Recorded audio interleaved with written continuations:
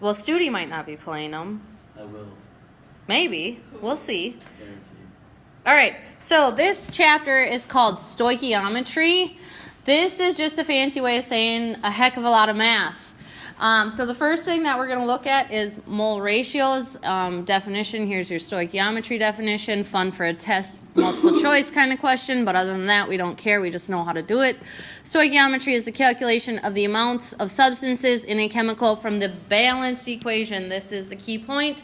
Your stoichiometry will not work out properly if you have not correctly balanced the equation. So chapter 12, like I told you, really ties in chapter 10 and 11. So we're bringing back the railroad track thing, and we're incorporating balanced chemical equations.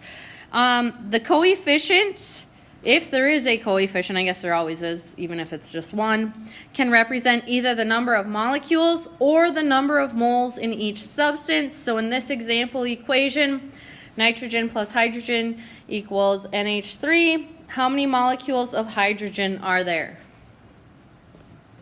No, that's atoms. Molecules? 3. This number right here tells you how many molecules. So then, how many moles of hydrogen are there? 5. Or just on the one molecule. Just right here. How many moles of hydrogen? We are not listening to this bullet point right here, folks. The coefficient can represent either the number of molecules 3. or the number of moles. 3. 3.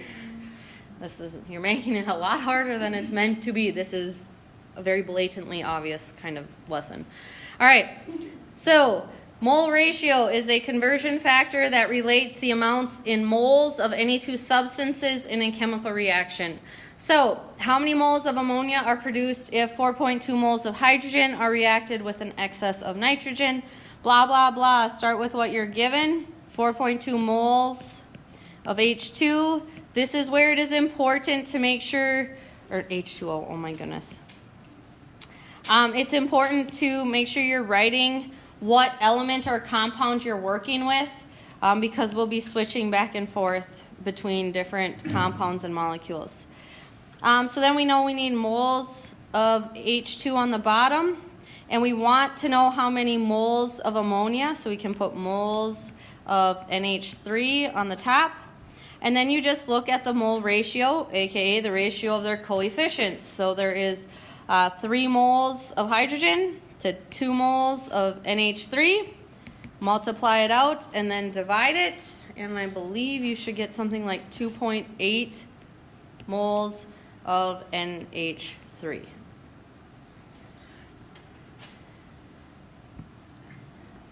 So what are they saying when they say an excess of nitrogen?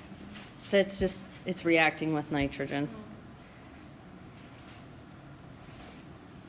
Are there any questions on these types of problems? The mole ratio really is going to let you switch back and forth between different compounds and elements within a chemical equation. So, what we do is railroad tracks Railroad tracks, yes. and just the coefficient. And the name for the coefficient thing is mole ratio. So it's pretty easy. I'm hoping it is, yes.